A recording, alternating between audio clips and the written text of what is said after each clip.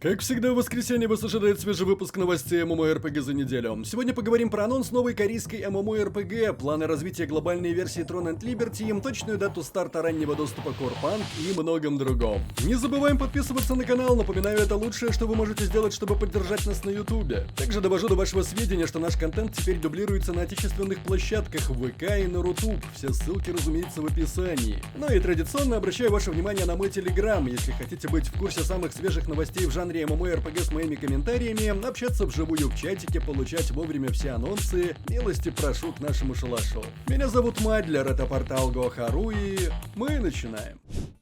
На днях на презентации кроссплатформенной MMORPG Grand Saga для игровой прессы и инфлюенсеров компания Innova совместно с южнокорейской компанией Npixel анонсировали дату релиза игры в СНГ и России 21 ноября 2024 года. Grand Saga, напомним, это динамичная MMORPG в аниме-стилистике от южнокорейского разработчика Npixel, уже покорившая сердца игроков стран Азии. Тут у нас масштабный мир, захватывающий лор, глубокая прокачка персонажей и уникальные PvE и PvP механики. Предварительную регистрацию на игру с подарочками найдете по ссылке в описании. К слову, до сих пор не покорилась максимальная отметка регистрации 1,5 миллиона человек, но 700 тысяч пользователей уже оставили заявки. С первого дня релиза стартует партнерская программа по игре, а авторов контента ждут награды от локализатора.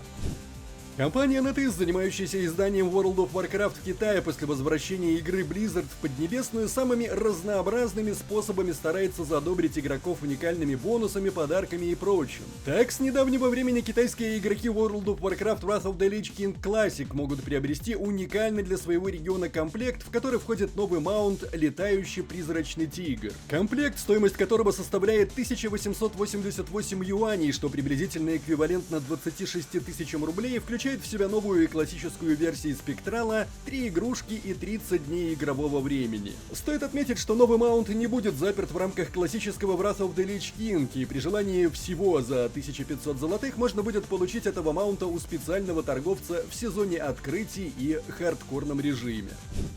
Обновление 44 для MMORPG The Elder Scrolls Online уже доступно на ПК. Основным преимуществом стал переработанный режим поля сражений, где появились форматы 4 на 4 и 8 на 8, а также 7 захватывающих карт с уникальными механиками и индивидуальными рейтингами. В магазине Крон появилось 2 новых спутника: изгнанник выше эльф Танларин с уникальными сочетаниями способностей Dragon Knight и Soul Magic и древний каджит-некромант Зерит Вар. Подписчики ESA Plus могут получить их бесплатно. Релиз обновления для PlayStation 4, PlayStation 5, Xbox One и Xbox Series XS намечен на 13 ноября 2024 года. 28 октября в MMORPG Albion Online стартовало масштабное обновление Horizons, которое привнесло в игру новый уровень свободы и сложности для искателей приключений. Обновление делает исследование мира более захватывающим и вознаграждающим. Динамические лагеря монстров и ресурсные точки теперь появляются случайно. Для игроков, предпочитающих одиночные приключения, порталы Safe открывают новые возможности. Эти порталы телепортируют соло-игроков из городов-порталов в глубокие зоны запределья. Теперь игроки могут легко адаптировать интерфейс под свои нужды. Новый редактор HUD позволяет настраивать и сохранять шаблоны, а профили быстрого доступа упрощают переключение между графикой, управлением и геймплеем. Horizons меняет правила игры, делая ее еще более увлекательной для всех типов игроков, будь то одиночные исследователи или целые команды. Первый уикенд альфа-стадии Ashes of Creation уже позади, и на последнем стриме разработчики рассказали о запуске и сообществе. Они также подтвердили даты следующих волн доступа к альфа-фазе. Команда Ashes of Creation сняла NDA на весь проект, так что все, кто был в игре, могли стримить или рассказывать о своих впечатлениях. Однако один NDA все еще действует, и это касается ПТР, который отделен от серверов альфа-версии и предназначен для тестирования с меньшей группой до того, как функции и обновления будут выпущены на более крупных серверах альфа-версии. Первая волна владельцев бандлов начнет получать доступ к Альфа 2 8 ноября. Те, кто приобрел вторую волну, получат доступ 20 декабря. Те же, кто выбрал пакет третьей волны, получат доступ только 1 мая 2025 года. Один из разговоров, который команда вела на стриме, касался предстоящего контента и возможностей, которые они планируют добавить в Альфу во время полного тестирования. Среди этих дополнений классы Суммонер и Рога, больше биомов и многое другое. А я напоминаю, у нас недавно состоялся великолепный стрим, посвященный Ashes of Creation. Если пропустили, крайне рекомендую по подсказке. Студия Artificial Core наконец-то объявила дату выхода изометрической MMORPG Core Punk. В раннем доступе игра появится 26 ноября этого года. И эта дата окончательная, переносов больше не будет. Во всяком случае, на это надеются разработчики. Цитирую. Что касается готовности контента к раннему доступу, мы абсолютно уверены, что этого более чем достаточно, чтобы начать наше путешествие. В течение следующих нескольких недель мы будем добавлять контент и функции, одновременно проводя тщательную доработку всего возможного.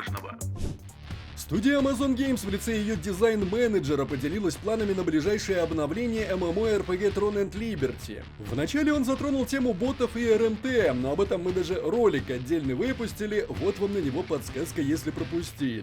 Далее пошла речь о луте с мировых боссов. Чтобы увеличить шансы получения ценной добычи, добавят больше порталов с боссами для мирного режима. В теории это должно равномерно распределить игроков по разным порталам, что даст больше вероятности получить награду. Кроме того, с определенным шансом босс будет ронять особый сундук, и из него вы сможете получить один из эпических предметов с этого босса по своему желанию.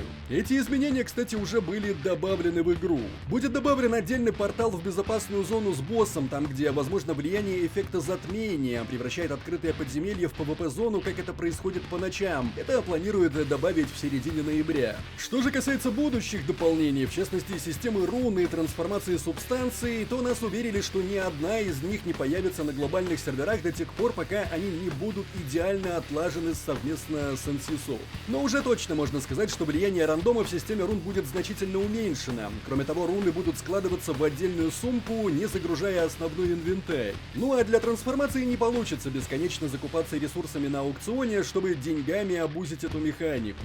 В середине ноября также планируют добавить новые PvP-активности. Информация о них появится в ближайшее время, а с 31 октября игроки могут пройти опрос о качестве игры и ожиданий. Мы же в свою очередь отметим, что за месяц с релиза глобальной версии Throne and Liberty ее суточный онлайн уже сократился более чем на 50%. Издатель HypeIM и разработчики Zakva 3, недавно анонсировавшие новую MMORPG Architect Land of Exiles, постепенно начинают делиться по ней информацией. Напомним, игра будет впервые продемонстрирована на игровой выставке G-Star 2024. За последние дни на официальном сайте появилась информация о сюжетной предыстории мира игры и были опубликованы художественные арты классов персонажей. В центре сюжета окажется башня гигантов, построенная несколько тысяч лет назад гигантами, что правили миром и мечтали стать богами. Однако со временем гиганты исчезли, а люди взяли власть в свои руки и создали 7 королевств, что пережили свой золотой век на остатках наследства цивилизации гигантов. В один день врата башни открылись, и в мир людей устремились миллионы жутких монстров, что разоряли округу и уничтожали все живое. Человечество отгородилось от башни огромной стеной в надежде избежать истребления. Со временем активность монстров снизилась, и появились слухи о некой силе, что хранится в башне, способной дать власть над всем миром. Собственно, в этот момент и начинается игра. Множество искателей приключений отправляются за стену в надежде найти эту самую таинственную силу. А некогда небольшая деревня на заброшенной территории становится крупным городом под названием Вавилон. Что же касается игровых классов, то на данный момент известно, что их будет 5: Battle Priest, Assassin, Hunter, Magician и Warrior. На игровой выставке G-Star 2024 посетители смогут не только поиграть в игру на 100 стендах, но и посмотреть презентации и принять участие в разных конкурсах. И это все новости MMORPG на неделю. Не забываем, как всегда, традиционно поставить лайк или дизлайк этому видео, поделиться им с друзьями, оставлять свои комментарии, прожать колокол, чтобы быть в курсе выхода нового контента, и подписаться на нас везде, если еще не подписаны. С вами был Мадлер, это портал Go.ru. Еще услышимся.